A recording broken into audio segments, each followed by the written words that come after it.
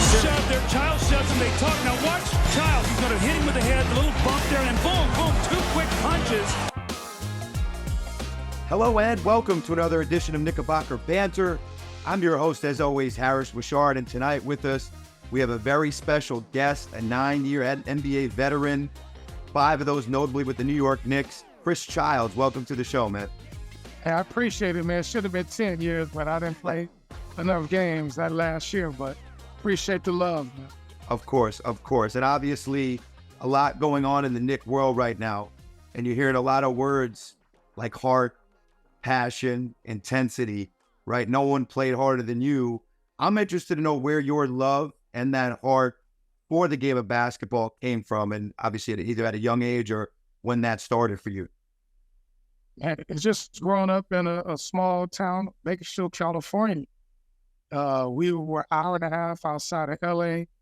We weren't the major hub of basketball, but we've had a lot of talent come out of there, and it was all about hard work. Playing against my older brother who, went to Oregon State. He was all world in my town. Grew up basketball, baseball, football, track. But I just loved the game growing up. I started playing when I was about 5.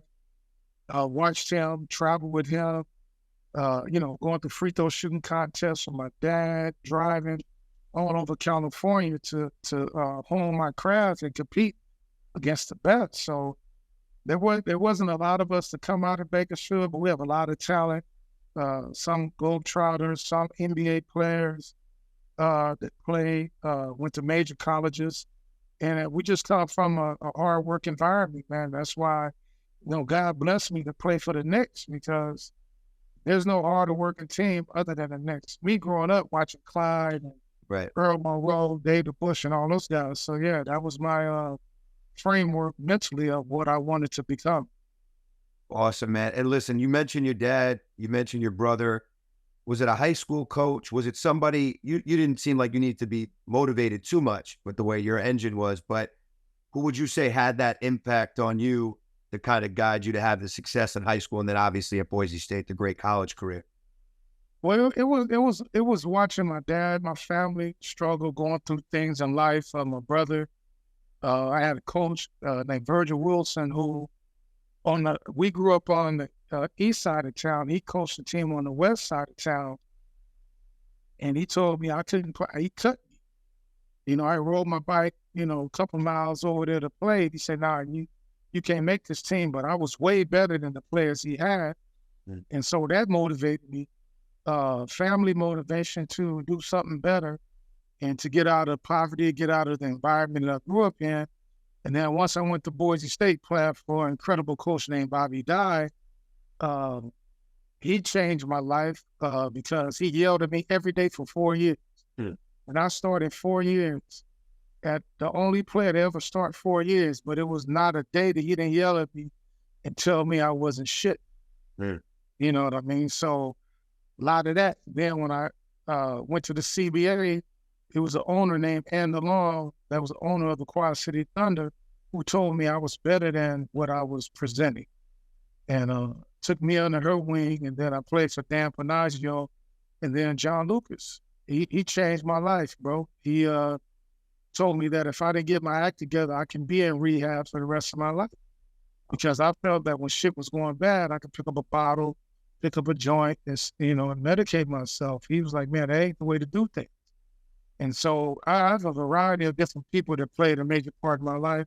Even Jeff Van Gundy. Jeff yelled at me and said different things to me. And even though we didn't agree, I have the utmost respect for him because I think he has a brilliant mind. He had a brilliant mind. He still does. And I'm fortunate that the way the game goes, that he didn't ever get an opportunity after Houston to coach again. But that's the NBA's problem because they're missing out on the person that could teach these kids how to play.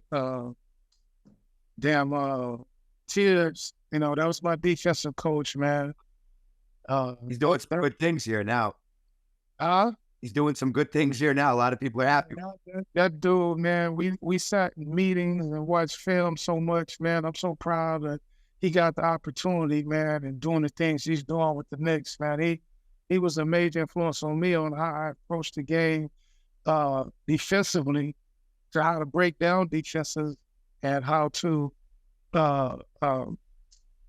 guide and have people follow you. I'm playing with Patrick, LJ, Allen, John. I'm coming from the CBA, and Tibbs, the one that gave me the game plan to give these cats, and they followed me, man. So much love to Tibbs too, man. Well, you talked about your career in the CBA, and I think that the average NBA fan might not understand that experience, but coming out of college, your expectation to be drafted, did that put a chip on your shoulder? Did it discourage you? How did that impact you? Because I know you expected to be, selected. Yeah, it pissed me off at first because I didn't understand where the turmoil was coming from for me not to get drafted, because I was in Sports Illustrated as one of the best guards come out the West. It was me, Tim Hardaway, and somebody else. And then once we got to the pre-draft camp in Chicago, the rumors started flying that I was a partier, I was doing this, but that wasn't my thing. Just because I go to a smaller college, don't put a jacket on me that's not deserved. And so when I didn't get drafted, it pissed me off. And it took me, I had a draft party in Boise, Idaho. My dad, my mom was there at that time. I was married. And I remember not getting drafted. After people over, I went to the room, and my father told everybody, man, give him a minute. He'll be out in about 30 minutes. And I came back out after I, cried and was throwing stuff. I said, it's time to go to work. Let's get back in the lab and let's show them that they missed out. So everybody that got drafted in that first round, I put on a T-shirt. And every day I went and worked out, I wore that T-shirt because I make sure that when I met those guys on the court in the NBA, I was going to make them pay. Had nothing to do with them, but it had to do with my mentality. Oh, absolutely. And you said it clicked for you, right? You were the MVP of the league, right? That last season, you got under, around the right people. And then that led to the NBA call, and that a short stint with the Nets, and then obviously led you to the New York Knicks. Well, what happened, I was there for 4 years, right? Never got called up. Everybody else getting called up, putting up numbers. But the last year, I went down there with John Lucas in Houston when he had the rehab facility. And I went there for 30 days and played for the Miami Tropics, which was a team of recovering addicts, right? And went down there, trained, became, a counselor, understanding the dynamic. And what John told me, he said, man, you can play. It's not that they don't want you because you can't play, but can you lead men? Are you capable of leading men? It's not about the words you say, it's about the work you put in. And so after I went to Houston for 30 days, he sent me to Miami to a place called Better Way for 24 more days in a court order rehab. It was court ordered with guys that the court told them, if you don't do this, you're going to prison for 30 years. So I'm in this environment, and I was with another player. I'm not going to say his name because I don't think that's cool. But he was like, man, I can't take this. I said, bro, just stick it out, man. I got you. He was there for like 5 days and he left because we saw cats get slashed with razors. Cats have that, certain kind of wrestling matches and stuff, you know what I mean? And some, cat tried to, try me, and I'm like, bro, I ain't the one. You know what I mean? So I had to experience that. And then when I was done, because I was counting down the days, John Lucas said, nah, man, keep him in there another 14 days. And I was mad at John for the longest, bro. But then what it showed me is that, bro, you can't cash your check before they even write it, bro. You got a lot of work to do because you're getting ready to be responsible for a major corporation, which is the New York Knicks. That ended up being the Knicks. They didn't know it at the time, but that was the end game. After I finally made it, went back to. Let me rewind that. So when I got done, I went back to my hometown, Bakersfield, California. And a friend of mine, rest in peace, Jose Wesley, worked at a gym. And I said, man, if I can go in there, man, and I'll sweep the gym, I can do it. I'll do whatever, man. I just want to be in there all night. So I was in that joint for like 3 months, man, eating sardines, tuna, top ramen. Then when it was time to open the gym, I opened the gym. And I did that, man, and that he helped me, and it changed my mental on how to approach this next step in my life if I got this opportunity. So when I went back to the CBA with the Quad City Thunder, I was a different person. You know what I mean? I was 210 pounds of muscle, ran a 4.3 40, can run all day. And so I had to make sure that my game spoke volumes and not my mouth. So when they saw that, that's when Willis Reed hit me up and said, hey, man, we want you to come to veteran camp. But I still had to prove myself. You know what I mean? He said, man, we'll give you a partial. At that time, it was 75,000. So full contract was 150. So I'm like, I still got to prove myself. So that's when walked in there, I saw David Wesley and Kenny Anderson. I told them straight up, I said, man, if y'all ain't ready to work, man, don't come to practice because I know y'all got guaranteed contracts. I'm hungry. And Chibs will tell you that. If anybody know Kenny Anderson, we call him Chibs, man.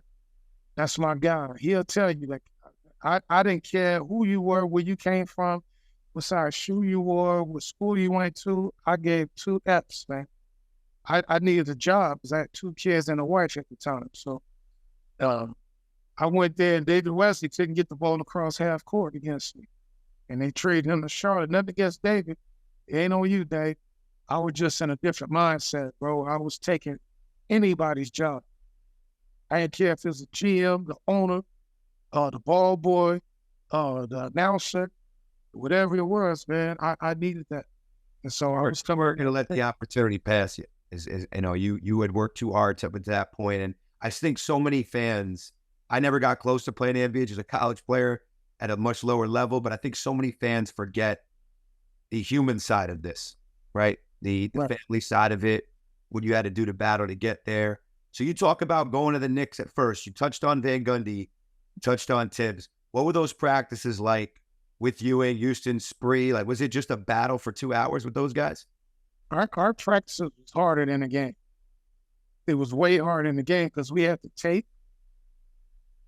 We taped, and then you had to fight for minutes, right? So whatever minutes you had to fight. So I remember me and John getting the fisticuffs, me and Charlie getting the pushing matches. I remember the one thing Oakley told me when I got there, because he saw my mentality. He said, man, you take care of the guards, I'll take care of the big guys. And every practice was about, I remember Patrick being in there early, working on this game or whatever, and he's sweating profusely and just, you know, and I'm like, Pat, man, do that drop step, man. We don't need you shooting fadeaways all the time, bro. Do the drop step. He looked at me, man, go over there to your court, man.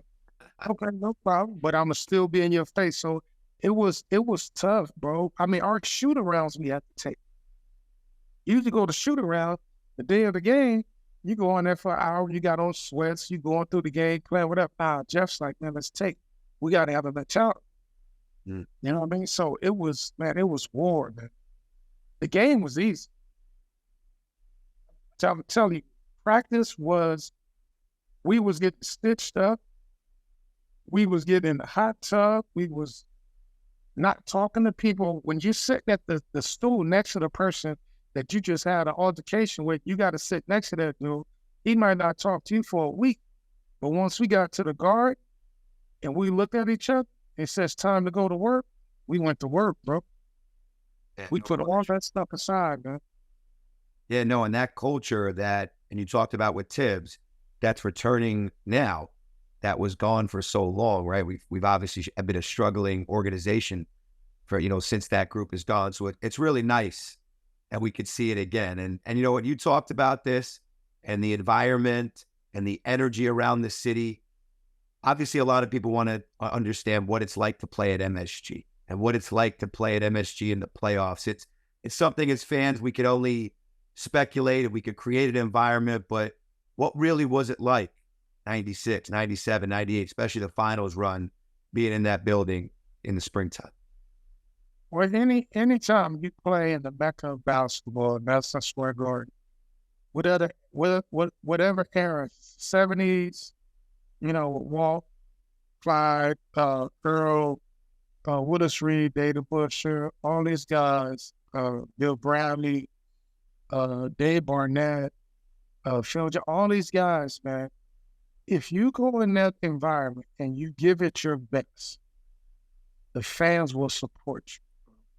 When I stepped on that court for the first time, I looked in that arena, and I used to drive around the city, right? And I used to come to the game on 33rd and 7th, right? And on the corner of 32nd and 33rd, used to be cats on the block shooting dice and different things, right? And I come from that environment, so I would pull up and I would go out there before the game, shoot dice, hang out, have a conversation. And I thought it was important because I wanted to feel the vibe of the city. What the city stood for is I'm not from it. So I wanted to feel the vibe of the city. And when I stepped on that court in that arena, I felt every person that had to wake up at 5 in the morning, take a train. They're coming to see me, so it's my job to give them what they paid for. I don't care if you at the top of the sky, in the top place in the garden. It's my responsibility to give my effort. It might not be up to par every game, but my talent would never outshine my heart.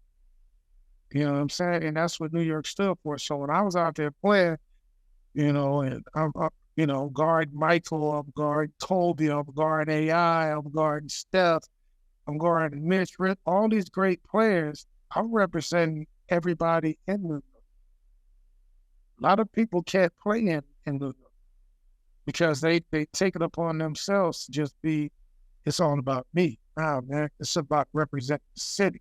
And that's what makes this team that they have now the perfect team to go to the next level. Because one, you have a Villanova connection of a coach, Jay Wright, that has taught these guys how to play the game the right way. Okay? Second, all these guys know their roles, what your job is, what you're going to do on an everyday basis, that we go out there and perform. 3, they have a leader that refuses to lose. I played with his father, practiced when he played one-on-one. I know his mentality. And his version of his son he reminds me of a Earl LaPro Monroe and a David Barnett in one. That herky-jerky left hand, you can't figure him out, but he has that mentality that if I get you on my hip, you're done. He can draw fouls, he can lean, and he has really transformed his game if he doesn't have a lot of votes for the MVP, then they're cheap, because he's done more with his team just as much as the Kill Gippers do. They're similar in the makeup of their team, but he has Chet. But if Jalen would have Mitchell Robinson for a whole season, brother, he'd be a problem. He's been terrific. He's the talk of the town. He's the toast of the town. You hit on something that I think is big.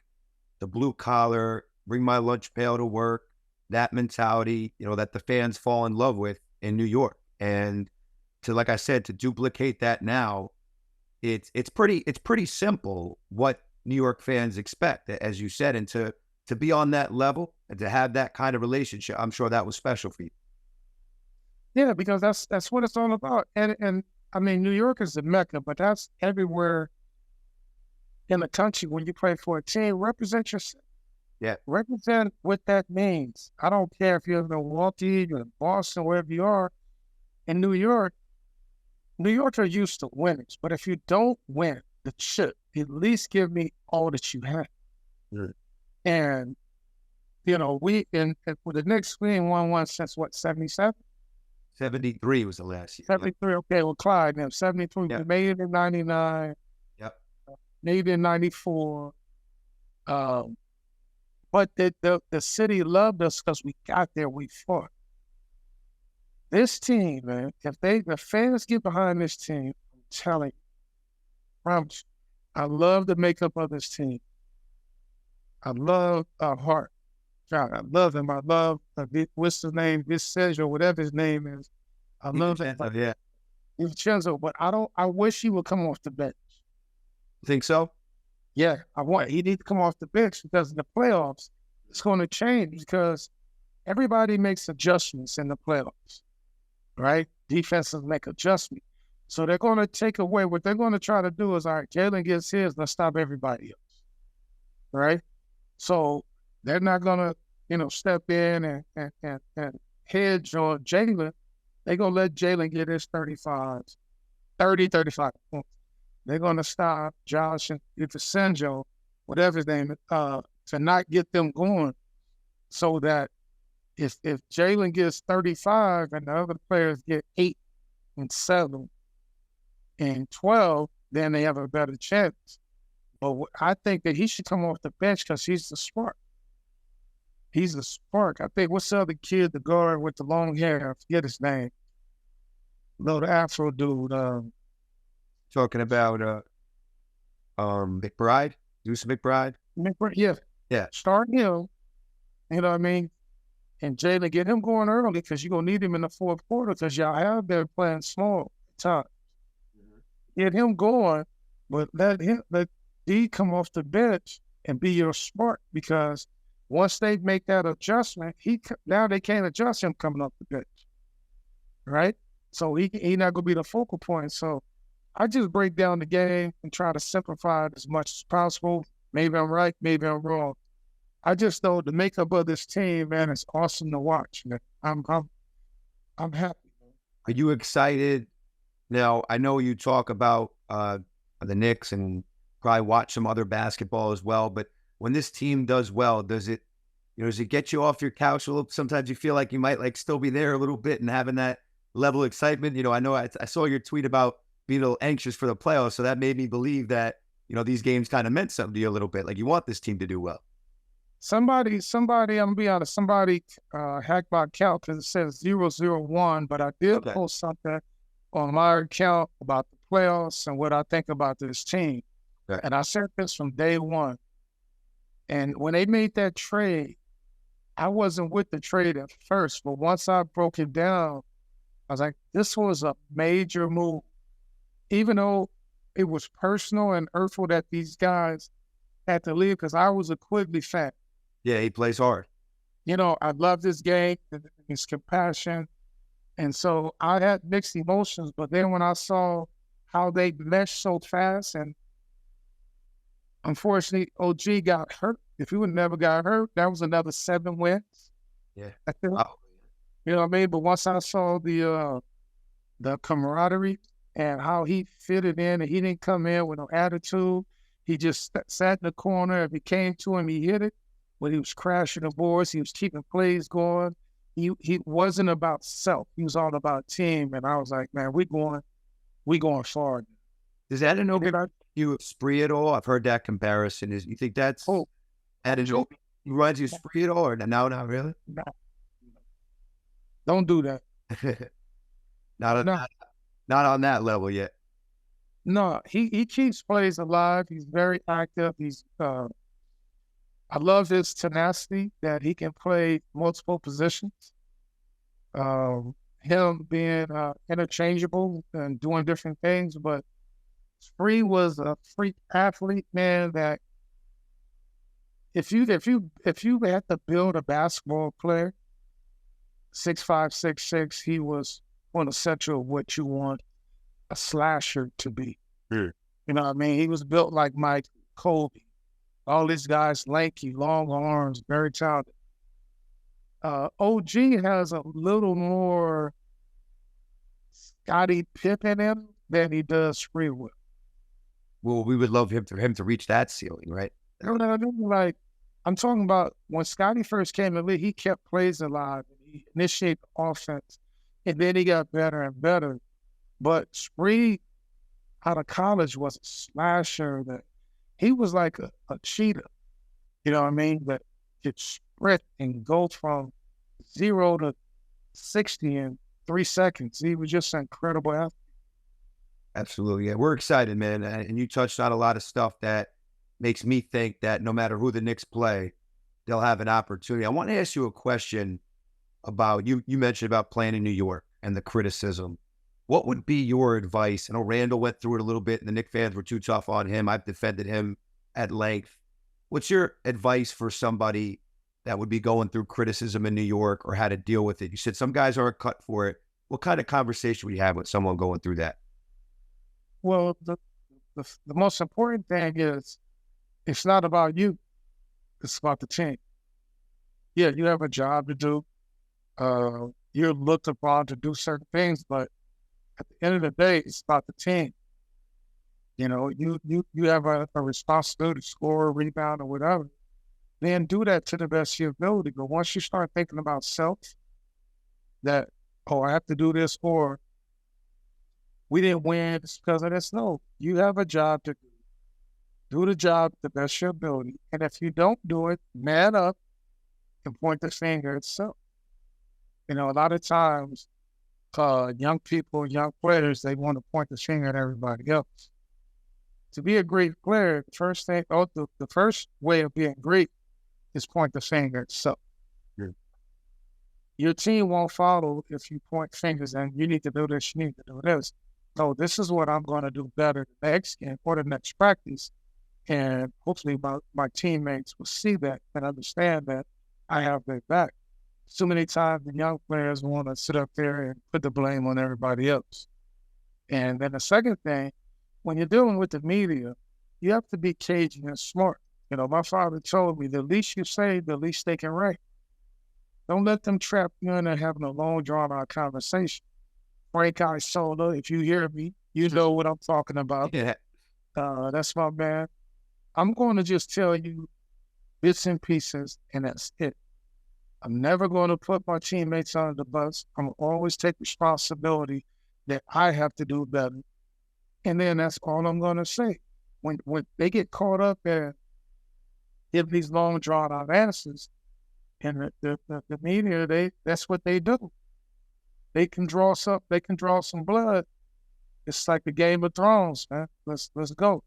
You think your life, your upbringing, and you talked about it with your dad, but could anything really prepare you for the New York media? Do you feel coming in that you were overwhelmed at all, or just kind of were like, you know what, I can handle this. I've been through what I've been through. This is not going to overwhelm me.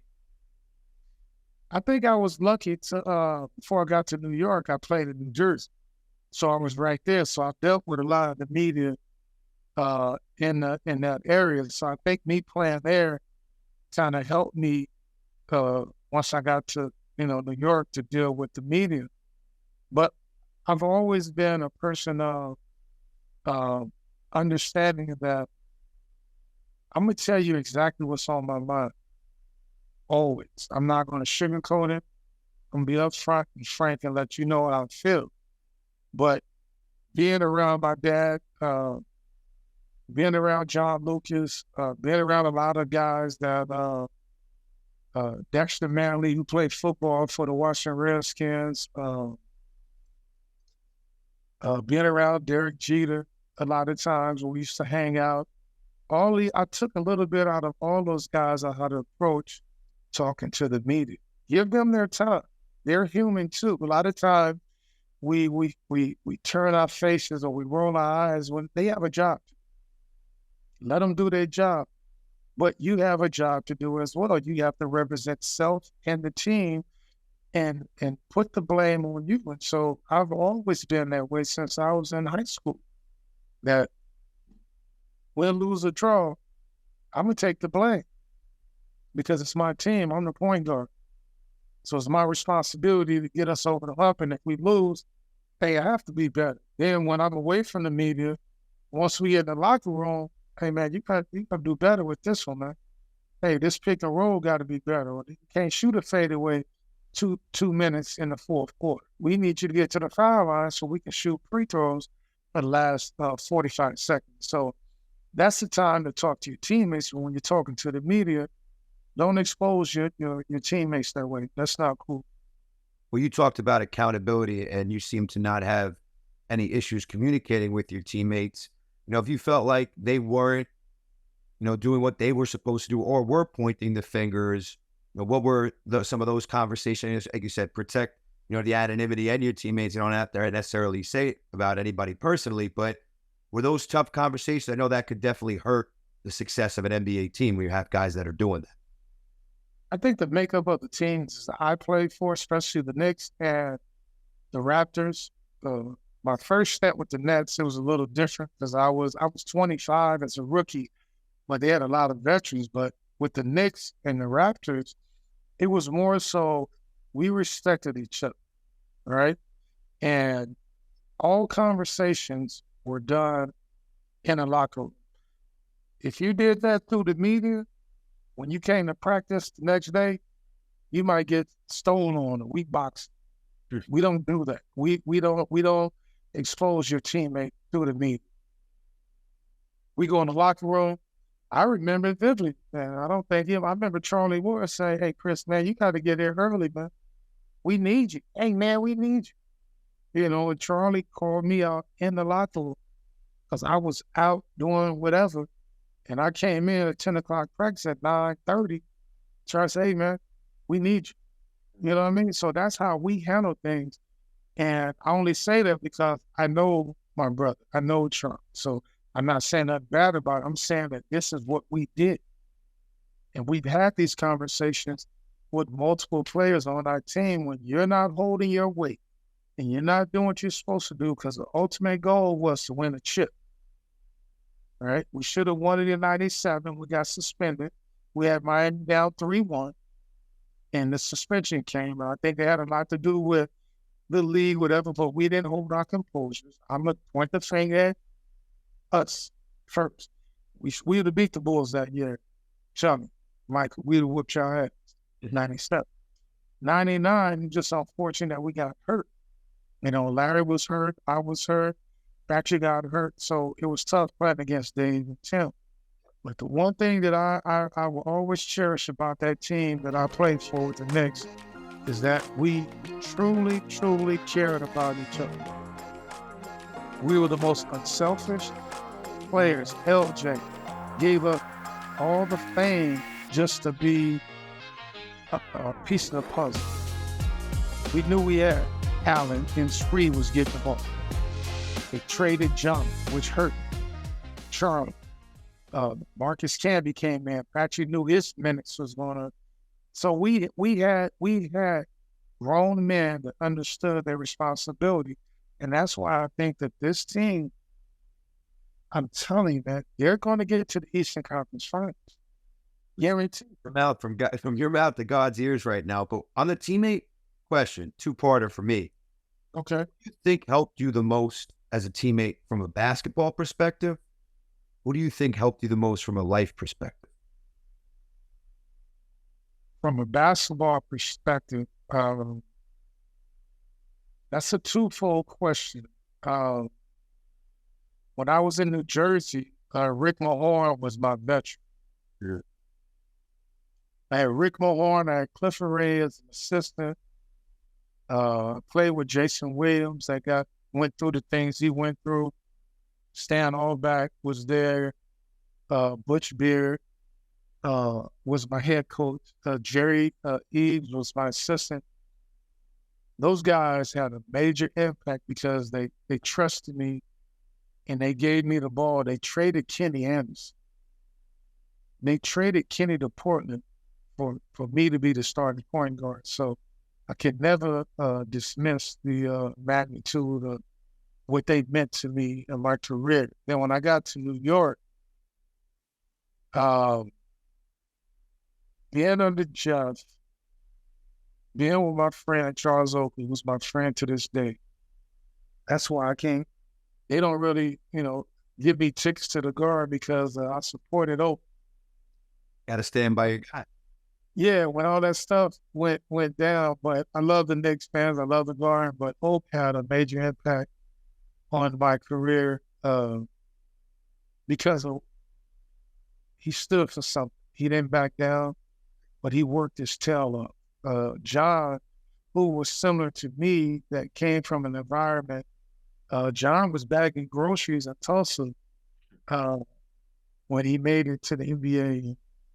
Charlie Ward spiritually used to put stuff on my brochures about changing your life over and giving it to God. And I remember him doing an interview with, I can't remember his name, I was on seat, and they cut his mic off because he wanted to glorify God. And he never wavered on how he was living his life.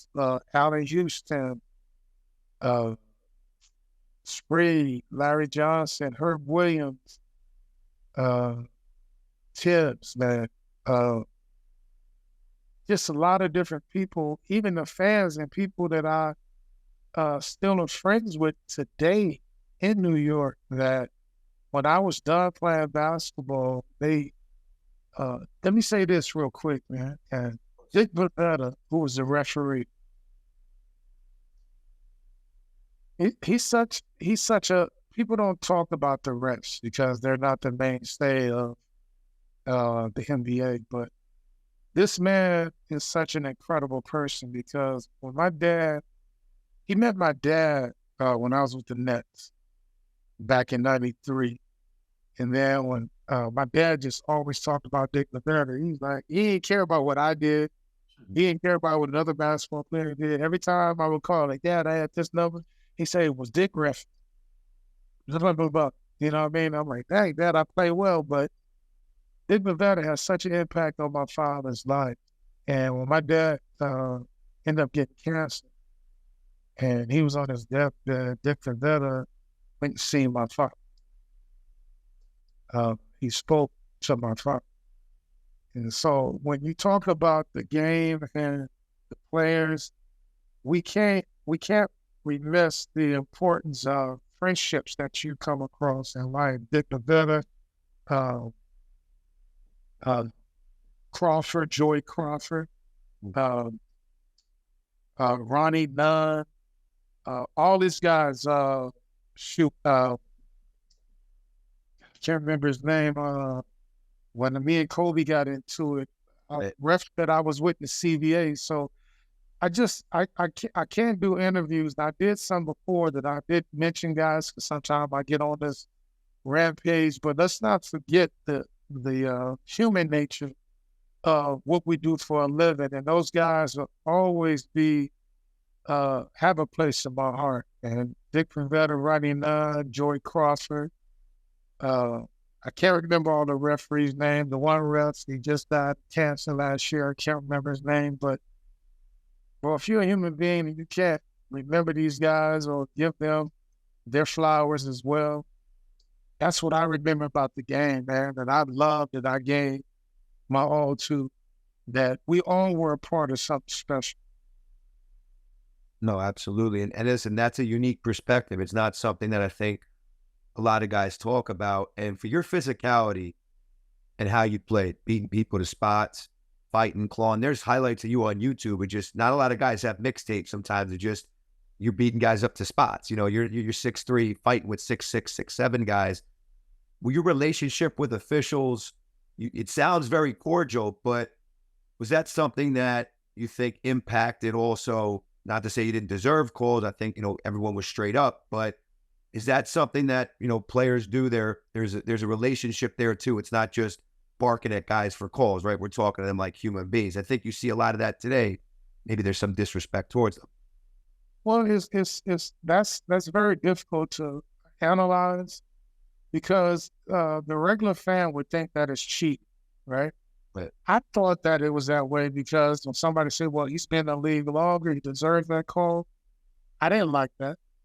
But the one thing that I was fortunate to, when I came into the league, I was 25. So I wasn't 19, 20, a young man didn't know no better. When Joey Crawford would tell me, can I curse on it? Yeah, go ahead. Joey Crawford said, Chris, shut the fuck up. I don't want to hear it. And I'll tell Joey, you shut the fuck up. He give me a T. Then after the game, he'll give me a hug. You know what I mean? Like, hey, good game, whatever. So it was never personal. And it might not have happened at that moment, but in the battle, a good referee and a good player knows how far to go. They have a job to do. There was no relationship outside of our sport other than if we had a golf clinic or a golf tournament. We never went out to dinner or anything. I haven't seen Joey since. But I reached out to him a few years ago when I started doing social media, asked him how he was doing. I knew his brother was a major league umpire, baseball umpire. I talked to Ronnie Nine the other day through another friend. So it was nothing like we had this relationship, but it was a mutual respect because they have a job to do as well. It's not going to be perfect. You're not going to get every call. We want every call. We go overboard. I've been kicked out of many games because I didn't agree. And sometimes you have to get kicked out of the game to motivate your team. But it was never a point to where I felt like I was disrespected or my language or my demeanor was showing referee up. I would never do that because they have a job to. No question, man. And just shifting a little to, you brought up 97, and I know you watched the series last year, Knicks Heat, right? The rivalry seems to, potentially be brewing again. I don't know if you saw what the Cavs did over the weekend, but it looked like they pulled some of their guys for positioning, which I consider a very weak move. I don't know if you would agree with that or not, but now the Knicks had the opportunity to be in a similar boat, and I've had a lot of Knicks fans talk about we should have lost the game to play against the Indiana Pacers, a young team, instead of having, ducking the smoke to deal with the Heat or Sixers again. Now, based off what the Knicks and Heat went through in 97, you guys got your lick back in 98, 99, and 2000. So from my estimation, I want some revenge. I want to play the best. I want to get Miami again. Can you speak a little on what kind of happened in the last couple of days of the NBA season, what your perspective on that was? Well, I think the first and foremost, that mid-season tournament they had, right? I think that was a waste. I think it wore on the players. I think that I understand that we have to get more people involved in the game and do things to spice it up, but I think that took away from veteran players. I think that was we wasn't at the halfway point, like maybe 20%. Yeah, it was early. It was in, December. So like you said, 15, 20 games. 15, 20 games there. And that was ridiculous. I mean, it was just ridiculous to put that much pressure on the players early on because a lot of times you use training camp to get yourself in shape, mental, not physical, mental. Older players like, okay, let me see what's going on, how to fill this out. But to continue on with what I think that I don't know how to tank. I don't know how to not give. I don't know how to give my all and turn it on, turn it off. I'm not that good to be able to do that. Sure. But to each his own. But what I think right now is that the mental aspect of this team, the Knicks, I don't care who they put. I don't care. Line them up. Right. These cats are so focused and they're so determined. And the thing that the defense, the offense is going to be there. It's been times where they haven't scored as well as they could. But the defense, if you put Hart, OG, D, Jalen, Mitchell Robinson, you can guard anybody. See what I'm saying? Because they're going to give it that. Then you come off the bench with McBride and all these other guys that I can't pronounce his name. I'm worse than Charles Barkley. Hartenstein. Yeah, no, that was correct. Yeah. Hartenstein in there. Bro, line them up. We'll go up against anybody. Milwaukee, Boston, let's go. We showed Boston. They try to make it like Boston was tired. They didn't care. Yeah, they didn't care if they was down 20. Yeah. You know, see what I'm saying? You care when you first started, so when you're down 20, now you don't care. Put that line up in there, those four cats, with anybody. We can beat anybody. So I'm not worried about that. Just let everybody know the Knicks are going to the Eastern Conference. I love this. Man, and listen, I just think it's part about the mentality. And you touched on it. It's like, if you want to build a winning culture, it's never going to be, oh, I'd rather get this easier path than to go, that it doesn't work that way.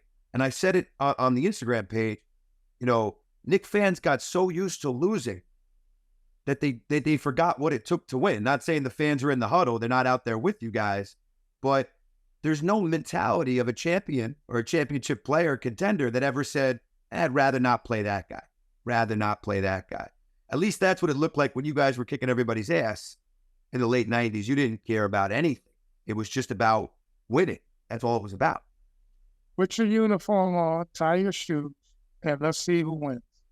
That's the mentality. When I look at this version of the Knicks and I look at our version, we didn't care, they don't care. They got a coach that understands that.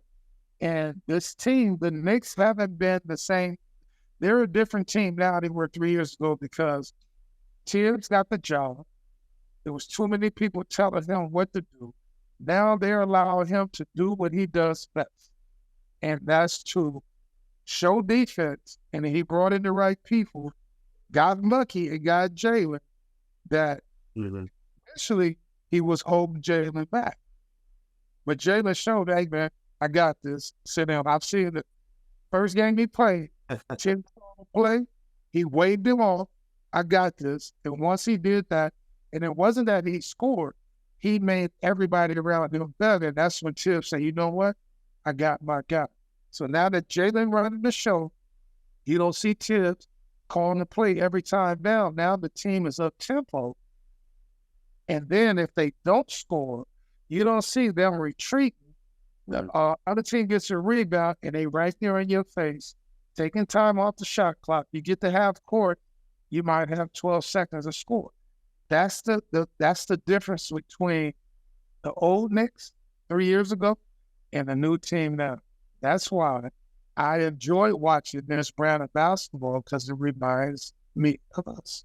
Absolutely. No question. And just the Heat, and I know I've touched on it a couple times, but you mentioned 97, then you come back, and I think what a lot of people don't remember or understand, the discussions that I've had, is you won 3 straight winner-take-all games against them, all on their home floor. And we remember the Alonzo Mourning, Van Gundy fiasco. We remember, the punches that were thrown and, the Allen Houston teardrop, right? But it was okay to hate the other team, and it just created this rivalry that is at the forefront of our minds. Could you talk about the Heat rivalry and what that was like at hating them? Well, any rivalry is important for the league. What we did before, the thing that I mean, even back then, if I'm playing against an opposing team on their floor, I don't want more of my fans in Atlanta. We'll go to Atlanta. We have more Knicks fans than we went to Miami. It was all white. Yep. The Heat, the Clickers, and we couldn't stand them. They couldn't stand us. We didn't go out to dinner. We barely shook hands. I don't remember ever shaking Tim Hardaway's hand. No jersey exchanges, right? No, I wouldn't shake his hand today if I saw him. Honestly, I would, because he's just. I don't like it. I'm just being honest. I don't like this. He been running his mouth and saying different stuff. Oh, I should have been a Knick. Well, if you wanted to be with a Knick, when I was a free agent, you were a free agent. They chose me. Get over it. You know what I'm saying? I fit the team better than you did. You went to the Heat. Y'all got lucky in 97, but that is what it is. I don't hate the guy. He was a great player. I enjoy competing, but I don't like whiners, man. I don't like people that when they get older, they whine and make excuses. We kicked your tail, so take that. And it's going to happen again if we beat them. That's what I want. I want that revenge from last year. I got a bad taste in my mouth, Chris, from last year. Yeah, your taste is going to be resolved because this team, man, I'm telling you, I watched them closely. I got all the stats. This team is special, bro. If we get, I'm telling you, we're going to these conference finals. We get past. I don't think Boston's going to make it. You think someone clipped them before that point, maybe? Yep, because they shoot too many threes. They fall in love with the three. Yeah. If they shoot too many threes, don't make it. We get the rebound, we go. We go. Because what we're going to do, they go switch everything. We go on the pick or they go switch, and we're going to get the right matchup. So Jaden's going to call Harstein over.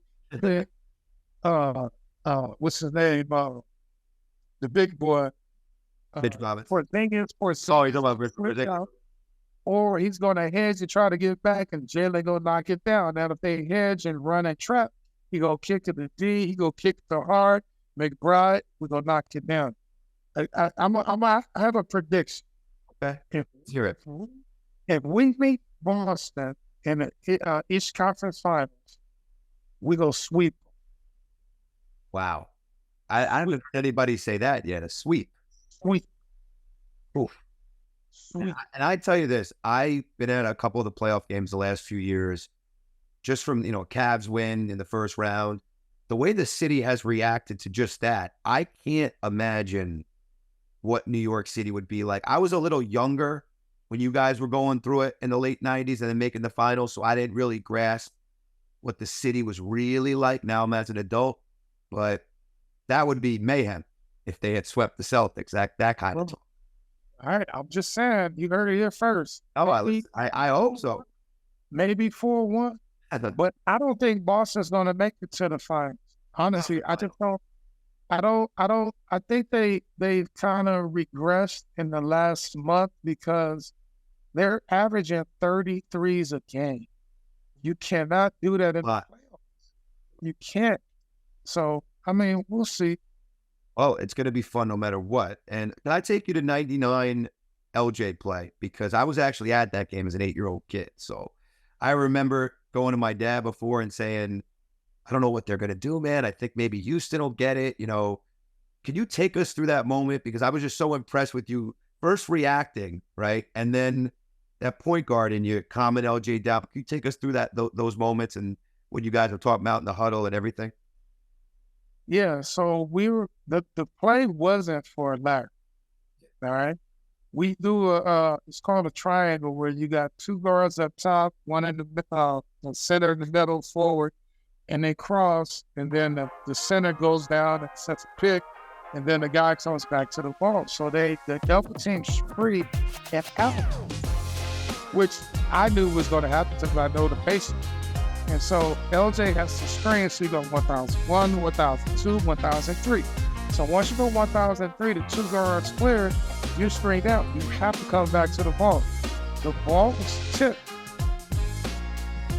LJ grabbed it, and I'm pretty sure he had to count in his head. I think it was 2-point-something seconds left, maybe 3-point-something. Then when he shot, you have like 2 seconds left.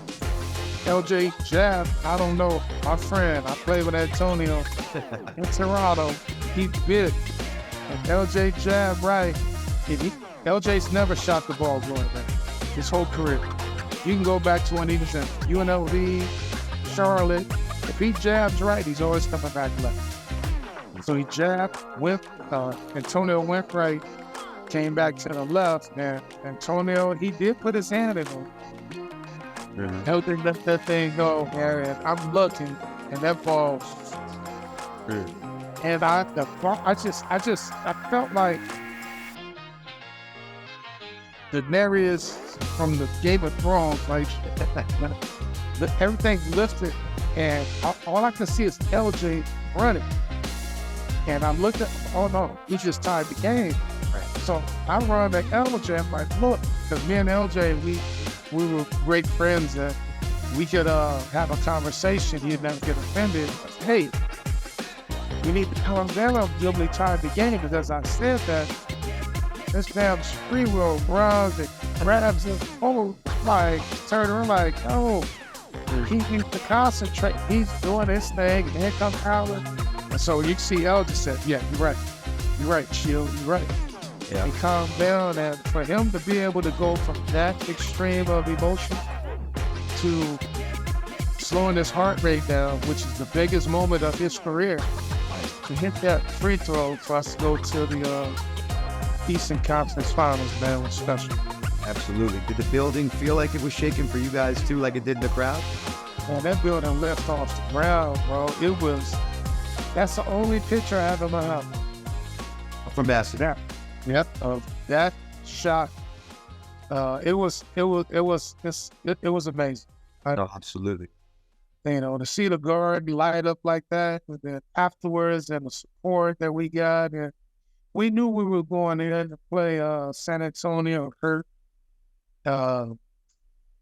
Unfortunately, Patrick, got hurt in the Indiana series. If we had him, then Marcus and Pat would have been able to battle with Tim and David rather than Marcus and LJ. LJ was hurt. He can't.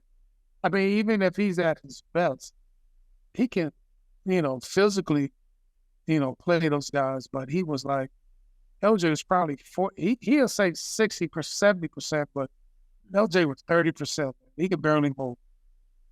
Yeah, man. It was tough because that, like you said, at full strength. Yeah, full strength. We had a good battle because we could have picked up the pressure on Avery and Sean Elliott and Jackson and all those guys. So, but kudos to them. They played well. They deserved it. They beat us. Yeah, no question. And listen, I mentioned this to you. I was texting you, and I said that group, as a young kid playing multiple sports, made me gravitate towards basketball. And I remember going and the feelings that I had leaving the building that night, and just saying, I'm addicted to this. I want this. And a lot of young people growing up on those teams share those similar sentiments. And I think what's so great now about this group is that now I coach youth basketball and coach high school basketball in New York. I saw so many guys running around with different jerseys. They're Bulls fans or this fan. Nobody was like that with your team. There was no other jerseys running around New York.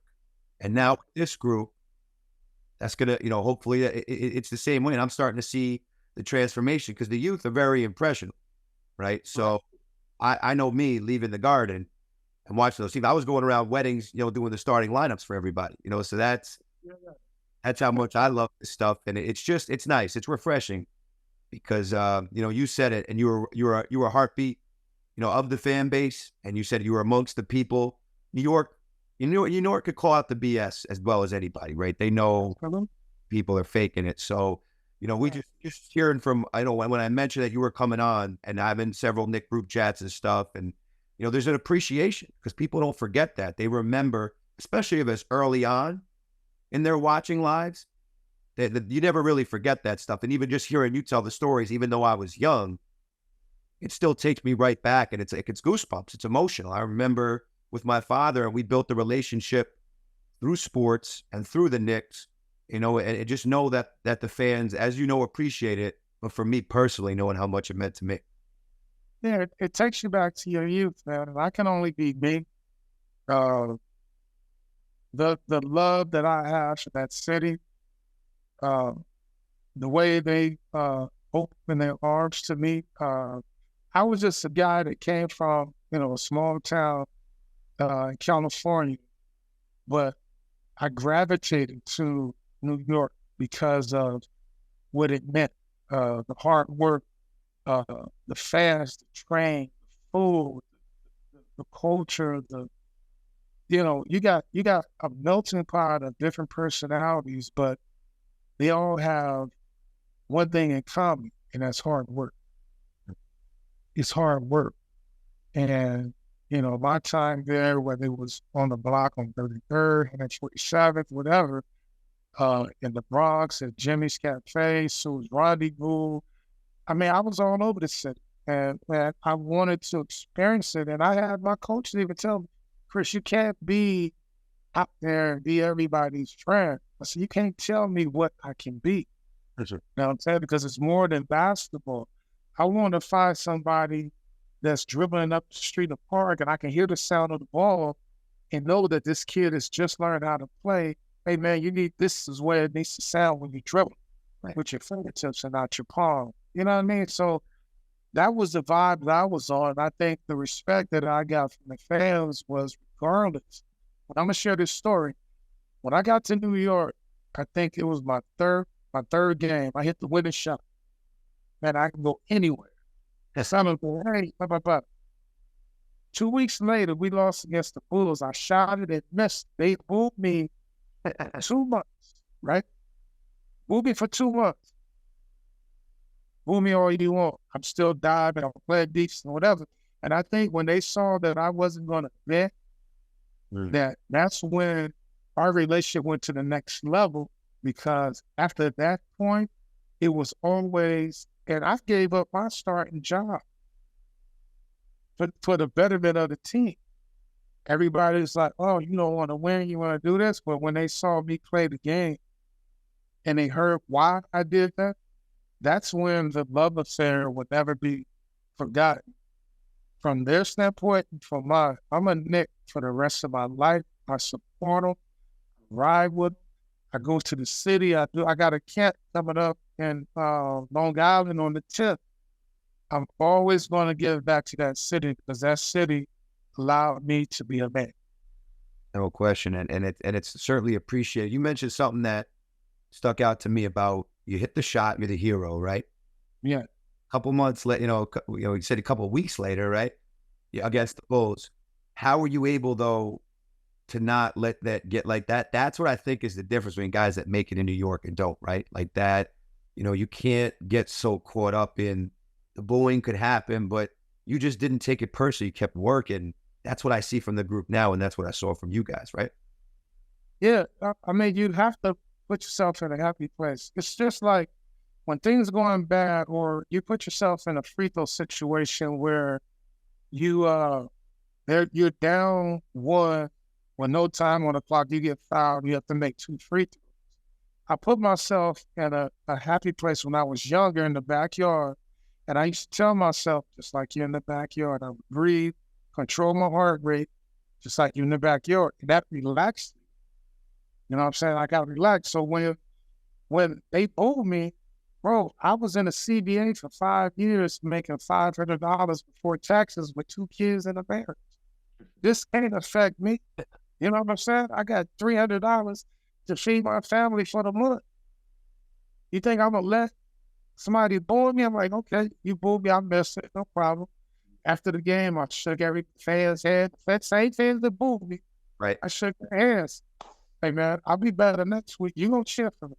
Little kid over there, Mr. Charles, you missed that shot. Don't worry about it, young fella. I'm gonna make the next one. See what I'm saying? The people that let that get to them, they sign the autograph, so I'm not gonna talk to you. I'm not gonna do that. They take it personally. It's their job to critique us. If you paid your money, you can critique. You can't disrespect me and say nothing about my mama or this and that, but you can critique the way I play the game. I might not agree with you, but you have that right. See what I'm saying? Well, go ahead, critique me. Now, critique me this way when I make this winning shot, or I do whatever I can. I dive for loose balls. I think that's where the transformation of love came from, that they respected that no matter how they felt about that particular game, I never let them down with the effort that I gave on the court. Absolutely. And let me take this one step further, if I can, with free agents and other guys thinking about coming here. And then you hear murmurs about, well, maybe they don't want to deal with New York or they don't want to deal with me. Well, in the fan case, we don't want you here in the first place, if that's even a thought process, right? Like if it's something that you think's going to get to you or affect you, because it is one of the larger markets and the fans can be a little, on you, as we've talked about. Do you sense that could be the case, that guys might not, some of the top guys might not want to be here? I don't think it's about the city. I don't think it's about the fans. I think it's about more so how they're treated. You know what I mean? From a donor perspective, an ownership perspective. I think that plays a big part of what was shown with how they treated Oakley. Has that changed? Yes, because they didn't think that Jaden was a major free agent move. But if you look at the framework of point guards and what he brought to the team or whatever, yes, that's a major move. And I think that's going to transform because of the people that's in place with the framework of the players, the team, the general manager. Hopefully, Dolan allows these guys to some free range of going out there and do things differently. And maybe he can make amends and let players know, hey, I made mistakes. I've done this. But you see the framework and what we're trying to do to make it better, we want you to be a part of this. And let me show you how. You know what I mean? You have to have communication. And I think with the success of the team and what they have in place, they might be one player away from a title. I think they need a bigger three. I don't think Josh physically is going to hold up for a long time because this dude is getting triple doubles and rebounding like a power forward. And over a long haul, man, it's going to wear on. He's a dog. He really is. He's a dog. I like it because he's a clown too, because he do funny shit. I like his personality, but he's going to wear himself down. He's guarding threes and fours. He's only 6'4". You know what I mean? He's strong and built. He's bigger. He's a bigger John Starks. I see. You know, and so we need a 6'7" slasher that can score, that can get you a bucket when they triple and double team Jalen. And you bring V and Josh off the bench, bro, and McBride. Mm-hmm. Man, they can go 10 deep. And I was saying a lot during the year. Debt, taxes, Josh Hart 10+ rebounds. It was to me, no, and they had the stat come out the other day about loose balls, but there's nobody that really, I haven't seen many Knicks, it's been a while, that have pursued the ball like him. And it doesn't look like he even has an opportunity sometimes. And I've always taken a lot of pride in rebounding, and I coach rebound. I just think not a lot of guys really want to rebound and get possession of it. He's wanted to rebound more than I think anybody maybe in the league that I've seen. He rebounds the ball with the tenacity of a Dennis Rodman. I'm telling you, I've watched this dude the other day that every other Knick left, and this dude tip battle, got the ball, went up and one. My must 3'6'8" dudes. You know what I mean? And that's just desire and want. You know what I mean? And he's the perfect complement to the Knicks. Yeah. Perfect. He really is. You're 100% right. And listen, I do, like I said, really, really appreciate your time. The Knick fan is excited. You good at? Yeah, my light went down. My battery went down. Go ahead, you go. I know. Listen, like I said, we're gonna wrap up. Like I said, it's such an exciting time. You know, I picked a good year for this, right? But I've been a Knick fan my whole life, so it really was a pleasure. Is there ways, and you talked about youth basketball and doing your camps, you know, Chris Childs today, right? The impact that he makes, is it through, you know, some, you know, charities and giving back? You've talked about that too and the importance of it, but, you know, just impacting the younger player in the camps. Is that your way right now of staying involved in the game that you love? I just love kids, man. I love teaching. I love showing kids what it takes. You have to be willing to sacrifice certain things in your life to be great. Like I have kids here that are trained. They have school at 7:30. We go to the gym at 5:30. If you want it bad enough, you'll get it. We go to the beach. We train in the sand. We run 20, 40, 80, hundreds. And I build hurdles out of PVC pipes, and we do plyometric works in the sand. If you want it bad enough, you have to sacrifice certain things. And so my the whole way of giving back to what the game has given me is to educate people, not just special people, sacrificing certain things in their lives to be great. You can be a great husband, a great wife, a great father, a great mother, a great kid. You can be great at anything, but you have to be willing to give up something. And I'm still learning as well. You know, I'm trying to be a better Christian. you know what I mean, in my life to be able to speak to kids and adults in a matter of, we have one destination, and that's to be the best version of yourself that God has put you on this earth for. And so I'm learning, I'm teaching. I love the game of basketball. I love the youth. I love women's basketball, man. Bro, it's amazing. And Kobe even Might have lost Chris. I know he said his battery was running low, so I'm hoping that he's all good over there. But into what he was saying just now, I'm ready to run through a wall. And just to hear him talk about the stories of the '90s Knicks and the way he broke down, the 4-point play, which was pretty cool. So awesome stuff from Chris Childs. Really appreciate him taking the time. Guys, I don't even know what to tell you at this point, right? This whole conversation, has me ready to go, pick up a ball and go lace them up. And we have some guests coming later in the week. Playoffs start on Saturday. Chris is very confident in the direction of the Knicks and thinks they have an opportunity to play into the Eastern Conference Finals. That would be really special. But what a fun night. What a fun interview. And really do appreciate Chris Childs, man. And just like I said to him during the interview, that team had such a strong impact on me. And I really do think it played a major part in me falling in love with the game, falling in love with NBA basketball and the city. And we know that the Yankees won a bunch. We know the Giants have won, but there's nothing like Manhattan. There's nothing like this area when the New York Knicks are going good. And we saw that the last couple years, and we're looking forward to seeing it more going forward. Enjoy everything, right? Enjoy the games. There's some play-ins coming up, right? Thank you for tuning in. We'll check back in on Thursday and then get ready to see who we're going to play between the Miami Heat and Philadelphia 76ers. Thank you guys for listening. Talk soon.